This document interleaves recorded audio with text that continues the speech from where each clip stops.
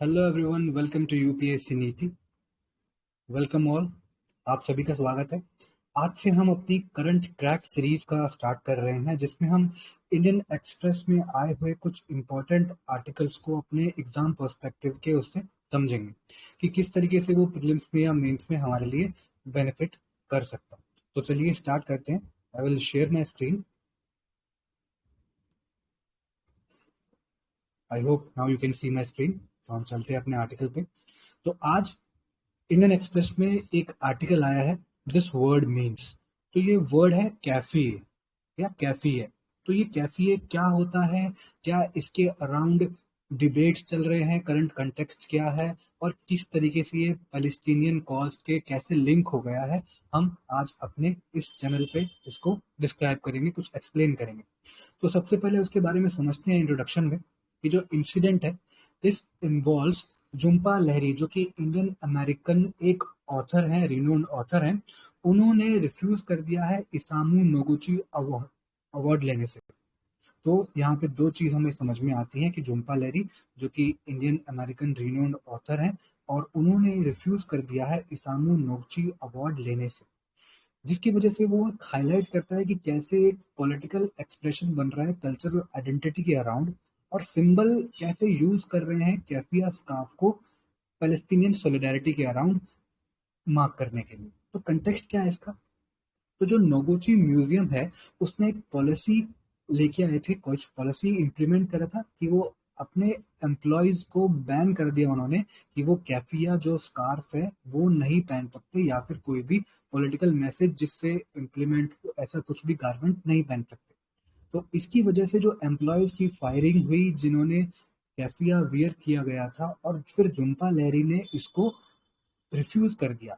इससे क्या है, एक डिबेट स्पार्क हुआ कि कैसे हम अपने फ्रीडम ऑफ एक्सप्रेशन को नहीं ला पा रहे हैं, या फिर सिंबॉलिक सिग्निफिकेंस क्या है कल्चरल अटायर का, जैसे कैफिया है या फिर कुछ और भी चीजें होती है अलग अलग कल्चरल कंटेक्स्ट में। तो अब समझते हैं कि कैफिया है क्या, इसके पीछे का हिस्टोरिकल और कल्चरल बैकग्राउंड है क्या। तो जो कैफिया है एक कॉटन स्कार्फ है, एक कॉटन स्कार्फ है, एक गारमेंट है मिडल ईस्ट में, जो कि पहना जाता है एक वाइट नेट या फिर ऑलिव लीफ पैटर्न के साथ। यहाँ पे आप देखिए, यहाँ पे जो रिप्रेजेंटेशन है इस महिला ने जो पहना हुआ है, तो ये जो स्कार्फ है इसको कैफिया कहा गया है। तो ये पहना जाता है कैफिया, ये एक मिडल ईस्ट में पहने जाने वाला एक गारमेंट है, जिसमें व्हाइट नेट लाइक या ऑलिव लीफ पैटर्न्स होते हैं। तो हिस्टोरिकली ये लोअर क्लास मेन के द्वारा पहना जाता है, जैसे कि बिडोइंस या फिर पीजेंट्स के द्वारा, और ये एक सोशो इकोनॉमिक स्टेटस या फिर रिलीजियस एफिलिएशंस को दर्शाता है। तो कैफिया एक कॉमन गारमेंट है मिडल ईस्ट में, जो कि हिस्टोरिकली लोअर क्लास मेन के द्वारा पहना जाता है और एक सोशो इकोनॉमिक स्टेटस और रिलीजियस एफिलिएशन को दिखाता है। अब ये कॉन्ट्रास्ट करता है एक और अटायर से, जो कि इसको कहते हैं फैज। फैज जो है सिलेब्रिटिकल हैट है, जो कि एलीट और लिंक करा जाता है इसको ओटोमन अंपायर से। जो ओटोमन अंपायर था टर्किश रीजन के अराउंड, वहां पे एक सिलेंड्रिकल हैट जो पहनी जाती थी एलिट्स के द्वारा, उसको फैज कहते थे। तो उसके अपोजिट में, उसके कंट्रास्ट में, जो लोअर क्लास मेन थे वो पहनते थे कैफी। अब इसका ट्रांसफॉर्मेशन कैसे हुआ सिंबल ऑफ पैलेस्टीन आइडेंटिटी? कैसे? जब ब्रिटिश रूल पैलेस्टीन में था 1917 में, तो कैफिया जो है वो पैलेस्टीन का सिंबलाइजिंग करने का चालू हुआ, एक नेशनल यूनिटी, एक resistance. Particularly during the 1930s का जो रिवॉल्ट हो रहा था, वहां पे नेशनल यूनिटी और रेजिस्टेंस का एक सिंबल बन के आया पैलेस्टीन में ब्रिटिश रूल के दौरान। और इसका जो पैलेस्टीन से एसोसिएशन है वो सॉलिडिफाई हो गया 1948 के बाद, जब इसराइल क्रिएट हुआ और पैलेस्टीन का डिस्प्लेसमेंट हुआ। तब एक सिंबल बन गया दर्शाने के लिए कि पैलेस्टीनियन और इसराइल में कैसे डिफ्रेंशिएट करें, कैसे लोगों को डिफ्रेंशिएट करें वहां पे। वहीं फिर उसके बाद जो मेजर पॉलिटिशियंस थे, लीडर्स थे, जैसे कि यासर अराफात, नेल्सन मंडेला, उन्होंने भी इसको पॉपुलराइज किया कि कैफिया जो है वो ग्लोबल सिंबल बने पैलेस्टीन की रेजिलियंस और सॉलिडारिटी के लिए। अब क्या कंट्रोवर्सीज हैं और कैसे कैसे बैन लगता आया है कैफी पे? वेस्टर्न कंट्रीज जो हैं वो कैफी को देखती हैं एक sign of opposition to Israel. जिसकी वजह से यहाँ पे बैन लगता रहता है कुछ सेंसिटिव कंट्रीज में, जहाँ पे लेजिस्लेटिव चेंबर्स इनको पॉलिटिकल सेंसिटिव तरीके से देखते हैं और बैन कर देते हैं, ताकि उनका झुकाव ये दिखता है कि वो इसराइल की तरफ सपोर्ट करते हैं। तो ऐसी कंट्रीज में हमें इस पर बैन देखने को मिल रहा है।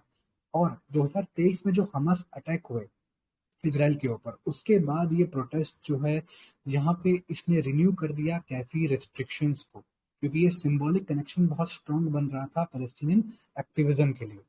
तो ये हमने पूरा समझा कैफी क्या है, क्या प्रेजेंट कंटेक्स्ट है, कैसे ये हिस्टोरिकल बैकग्राउंड से आया, क्या ट्रांसफॉर्मेशन कैसे हुआ इसका सिंबल ऑफ पैलेस्टीनियन आइडेंटिटी से, और इसके अराउंड क्या कंट्रोवर्सीज इन्वॉल्व है।